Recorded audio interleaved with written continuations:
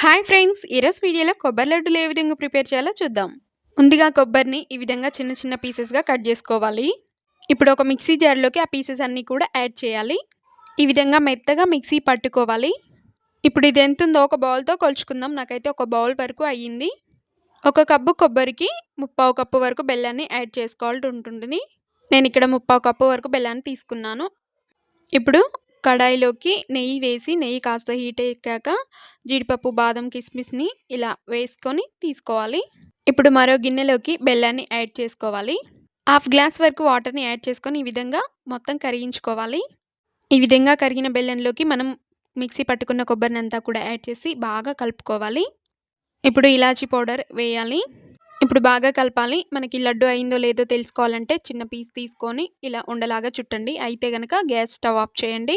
ఇప్పుడు ఇదంతా కూడా ఒక ప్లేట్‌లోకి తీసుకొని చేతులకు ఆయిల్ అప్లై చేసుకొని ఇలా